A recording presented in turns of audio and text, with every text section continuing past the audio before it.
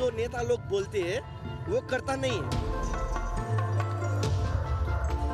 First problem तो हम education person है, फिर भी कोई जॉब नहीं है, जॉबलेस है हम सब।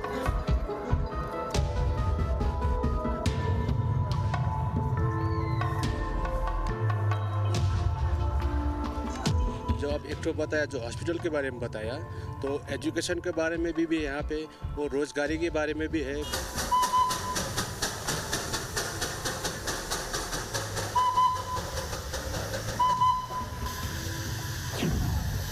पश्चिम बंगाल के चुनावी सफर पर हम आप पहुंचे हैं पहाड़ों की रानी कहे जाने वाले दार्जिलिंग में। चारों ओर खूबसूरत वादियां, खूबसूरत पहाड़ और इन सब के बीच बसे छोटे छोटे घर जो पर्यटक यहाँ पर आते हैं उनका मन मोह लेते हैं, आकर्षित करते हैं। और इन सब के बीच है खूबसूरत रेलवे स्टेशन। 1881 में अंग्रेजों ने इसे बनाया था, तब ये उनका समर हॉलिडे डेस्टिनेशन हुआ करता था। अब यूनेस्को के अंतर्गत ये रेलवे स्टेशन आता है और यहाँ की जो सबसे खास बात है वो है टॉय ट्रेन। अभी अपने टॉय ट्रेन का ये इंजन आपने देखा। टॉय ट्रेन जो पर्यटक यहाँ पर आते हैं उनको ये टॉय ट्रेन आकर्षित करती है। ये टॉय ट्रेन घाटी की सैर कराती है और इन सब के बीच बसा है दार्जिलिंग का ये शहर। दार्जिलिंग जो लोग आते हैं वो चाय के बागान तक भी जाते हैं, लेकिन जब चुनावी मौसम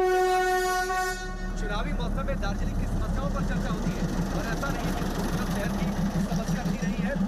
गोरखालैंड हमेशा से यहाँ पर एक चुनावी मुद्दा रहा है और इस बार ये मांग फिर से जोर पकड़ने लगी है। इसके साथ ही चाय के बागान में जो मजदूर काम करते हैं शायद चुनाव यहाँ पर हो नहीं रहे हैं, ये भी एक बड़ा मुद्दा रहा है और इसको लेकर ममता बनर्जी सवालों के घेरे में भी है। सवाल ये उठा है कि बंगाल का मुकुट कहे जाने वाले दार्जिलिंग के साथ ममता बनर्जी ने न्याय किया या फिर अन्याय किया। बंगाल की सत्ता में जो भी काबिज होना चाहता है वो बंगाल के मुकुट पर जीत हासिल करना चाहता है, यानी दार्जिलिंग के चुनावी समर में वो बाजी मारना चाहता है। हम यहाँ पर लोगों से मिलेंगे, उनसे बातचीत करेंगे, उनके चुनावी मूड को समझने की कोशिश करेंगे और ये जानने की कोशिश करेंगे कि जो यहाँ की समस्याएं हैं उन समस्याओं को लेकर वो मौजूदा सरकार से खुश है, नाखुश है, उनकी समस्याओं का समाधान हुआ या फिर नहीं हुआ, या फिर इस बार वो परिवर्तन के लिए वोट करेंगे। बंगाल के मुकुट से बड़ा संदेश राज्य की राजनीति को लेकर जाएगा और इसी संदेश को हम दार्जिलिंग में समझने की कोशिश करेंगे।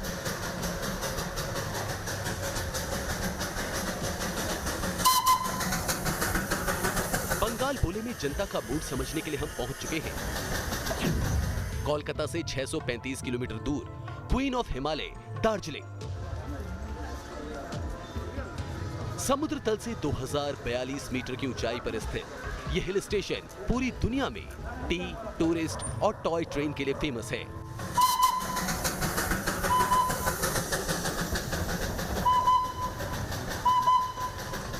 इसे बंगाल का मुकुट भी कहा जाता है। हम आपको बंगाल बोले के इस खास एपिसोड में दार्जिलिंग की प्राकृतिक खूबसूरती की सैर कराएंगे, साथ ही दिखाएंगे किस तरह इस इलाके के लोगों की भाषा से लेकर यहाँ के चुनावी मुद्दे भी बंगाल के दूसरे हिस्सों से बिल्कुल अलग हैं। लेकिन सबसे पहले आप यहाँ के यूनेस्को हेरिटेज टॉय ट्रेन की जॉय राइड का एक्सपीरियंस अपने ड्राइंग रूम से ही कर लीजिए। जब भी आप दार्जिलिंग आए या फिर जो पर्यटक यहाँ पर आते हैं उनके लिए खास आकर्षण का केंद्र ये टॉय ट्रेन होती है। अपने आप में एक अनूठा ये स्टेशन और अनूठी ये ट्रेन। कोयले और पानी से ट्रेन चलती है, यानी कोयला जलता है, पानी से स्टीम बनता है और ट्रेन चलती है। खास इसलिए भी है क्योंकि आप देखिए इसके इंजन में ही ड्राइवर के बैठने की व्यवस्था होती है। ये अनोखी ट्रेन है, मुझे लगता है कि विश्व में ऐसी ट्रेन तो कहीं है नहीं। क्या खास बात है वो बता दीजिए और कहाँ कहाँ पर्यटकों को घुमाती है? ये जॉय राइड ट्रेन है जो दार्जिलिंग से खुलती है, बतासिया होते हुए घूम जाएगी। घूम में 25 मिनट का स्टॉपेज दे के म्यूजियम दिखा के फिर वापस घूम से दार्जिलिंग को आपको ड्रॉप कर देगी। ये अपने आप में एक अनूठी ये ट्रेन है और यहाँ पर ये पहली ऐसी ट्रेन है, जॉय राइड इसे कहा जाता है। यहाँ पर जो इसे चलाते हैं यानी जो ड्राइवर होते हैं वो यहाँ पर खड़े होते हैं, यहाँ पर फायरमैन, और यहाँ से कोयला डाला जाता है इसके अंदर। पानी लेने के लिए ये ट्रेन अपने स्टॉप पर एक जगह बीच में रुकती है। उसके बाद ये फिर पर्यटकों को घुमाते हुए करीब 2 घंटे के अंदर वापस इसी डेस्टिनेशन पर आ जाती है। और अब देखिए ये ट्रेन चल पड़ी है अपने सफर पर। करीब 13 किलोमीटर का ये सफर होता है और अद्भुत सफर होता है। इंजन में ड्राइवर बैठे होते हैं, आगे फायरमैन, और उसके बाद कोयले और पानी से ये चलती है। कोयला जलता है और स्टीम पानी की वजह से बनता है। उसके बाद ये ट्रेन आगे बढ़ती है। विस्टाडोम कोचेस है, यानी प्रकृति का भरपूर आनंद कैसे उठाया जाए, जीवन की तारतम्यता प्रकृति के साथ कैसे बैठती है। इस ट्रेन में जब आप बैठेंगे तो इसका एहसास आपको बखूबी हो जाएगा। प्रकृति के बीच घाटियों से होते हुए ये ट्रेन गुजरती है और खासतौर पर बतासी जो लूप है वहां से जब ट्रेन गुजरती है तो वो एक अद्भुत अविस्मरणीय पल होता है। जब आप इस जॉयराइड का आप सफर करेंगे, इस ट्रेन का आप सफर करेंगे तो दार्जिलिंग हिमालयन रेलवे की इस टॉय ट्रेन से दुनिया की तीसरी सबसे ऊंची चोटी कंचनजंगा के व्यू के साथ साथ आपको पहाड़ों की रानी की खूबसूरती भी आगे दिखाएंगे। लेकिन यहां अब आपको जल्दी से दार्जिलिंग का सियासी गणित बता देते हैं। दार्जिलिंग जिले की 6 विधानसभा सीट में 3 पर गोरखा जनमुक्ति मोर्चा का कब्जा है, जबकि 2 सीट पर कांग्रेस और 1 सीट पर सीपीएम ने 2016 में जीत दर्ज की थी। 2019 के लोकसभा चुनाव में बीजेपी ने दार्जिलिंग सीट पर टीएमसी को शिकस्त दी थी। दार्जिलिंग लोकसभा सीट में आने वाली 7 विधानसभा सीटों में 6 पर बीजेपी जबकि सिर्फ 1 पर टीएमसी को बढ़त थी। चुनाव आने वाले हैं, मुद्दा यहाँ का क्या है जिस पर लोग बातचीत करते हैं या वोट करते हैं? 2-3 समस्या क्या है वो जरा अगर आप बता दें तो। नहीं, समस्या ऐसा है ना, मुद्दा तो आप क्या है, हम लोग गरीब लोग है ना, गरीब लोग का सेवा करना ही सबसे बड़ा मुद्दा होता है। लेकिन यहाँ पर क्या होता है, पार्टी लोग अपना अपना प्रॉब्लम सॉल्व करके उन लोग बड़ा बन जाता है, अपना पॉलिटिक्स खेल जाते हैं। हाँ, बड़ा बन जाता है। बड़ा बनने के बाद नीचे वाला को याद नहीं करता है। दार्जिलिंग के लिए ये निवेदन करना चाहते हैं कि जितना भी बाहर से हम लोग का टूरिस्ट आते हैं उन लोग के लिए हर एक चीज़ का माने फैसिलिटी दिया जाए। अच्छा ही हो रहा है, जो हो रहा है अच्छा ही हो रहा है। टूरिस्ट लोग भी आ रहा है, हाँ, थोड़ा बहुत भी आ रहा है। यहाँ का लोकल लोग को भी गुजारा हो रहा है। हाँ, आगे तो जो था आपको कोरोना का कारण से हम लोग को 8-9 महीना तो बंद रहा था, एकदम दब रहना पड़ा हम लोग को। तो चलिए, जो लोगों से हमने बातचीत की है, ये चौरास्ता बोला जाता है भाई सभी जगह को ना। चौरास्ता मॉल रोड की मुख्य जगह है, पीछे ओपन एयर थिएटर है। शाम को यहाँ पर कुछ नाटक होते हैं, कार्यक्रम होते हैं, टूरिस्ट को स्पॉट है, आकर्षित करता है। और आप देखिए यहाँ पर एक बड़ी सी स्क्रीन भी लगी है जहाँ पर दार्जिलिंग के बारे में कौन सी जगहें हैं, दार्जिलिंग का इतिहास क्या है, ये बताया गया है। मॉल रोड के लोगों से बातचीत में हमें ये तो पता चल गया कि यहाँ का चुनावी मुद्दा बंगाल के दूसरे हिस्सों से बिल्कुल अलग है। यहाँ के लोगों के लिए ना तो मुसलमान ना ही मतवा कोई चुनावी फैक्टर है। फैक्टर है तो वो है गोरखालैंड का। गोरखालैंड टेरिटोरियल एडमिनिस्ट्रेशन का ये बोर्ड इसे बखूबी बयां कर रहा है।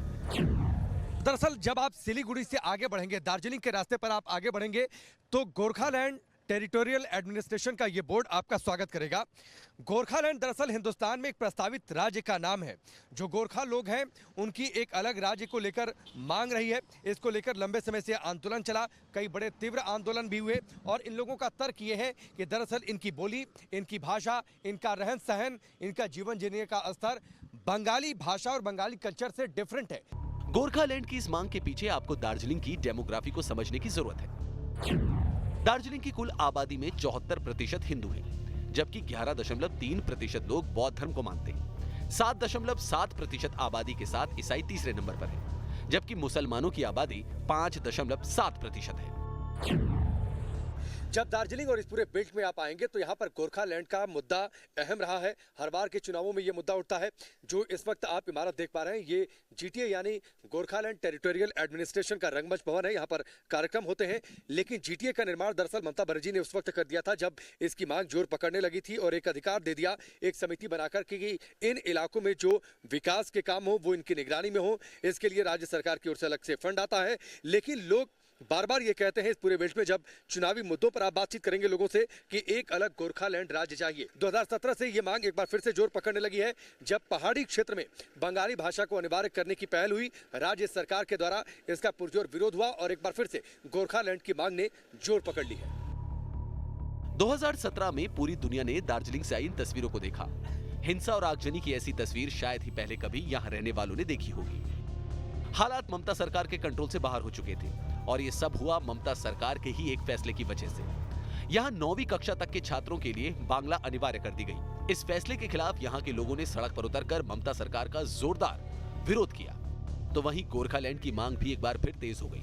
दरअसल बंगाल में होने के बावजूद दार्जिलिंग में सबसे ज्यादा 46% लोग नेपाली भाषी हैं, जबकि बांग्ला भाषी 24% और हिंदी भाषी 10.40% है। यानी यहाँ के करीब 50% लोगों के लिए नेपाली उनकी मातृभाषा है। और जब ममता सरकार ने बांग्ला को यहाँ अनिवार्य किया तो सड़कों पर ऐसा संग्राम दिखा। दार्जिलिंग के नॉर्थ पॉइंट पर हम मौजूद हैं। इसे सेंगमारी के नाम से जाना जाता है।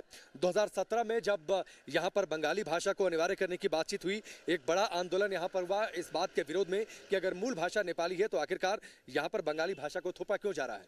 गोरखालैंड को लेकर मांग कितनी तेज होती रही है इसका अंदाजा इस बात से आप लगाते हैं कि वैसे सेंगमारी इस जगह का नाम है, नॉर्थ पॉइंट है दार्जिलिंग का, लेकिन आप देखिए सामने एक बोर्ड लगा है, नौरीन करके कोई रेस्टोरेंट है, सेंगमारी दर्ज और उसके बगल में गोरखालैंड लिखा हुआ है। यानी बाकायदा ये लोग रिकॉग्नाइज करते हैं कि ये पूरा इलाका गोरखालैंड के तौर पर एक राज्य के तौर पर विकसित कर देना चाहिए। गवर्नमेंट की इच्छा तो है ही, एक आपकी इच्छा क्या है? गोरखालैंड अलग राज्य होना चाहिए कि नहीं? वो तो होना चाहिए ना, एक गोरखाओं का तो डिमांड। जो गोरखालैंड ये कब से चल रहा है? 2007 से चल रहा है। मांग तो बहुत पुरानी है, बहुत साल हो गया। वो तो बहुत है। गोरखालैंड कितना बड़ा मुद्दा है, जरा मैं चाहूंगा वो बता दीजिए। ये तो सभी को इच्छा है, वही तो बोलता है। दार्जिलिंग के सियासी मुद्दे समझते समझते हम पहुंच चुके थे बतासिया लूप।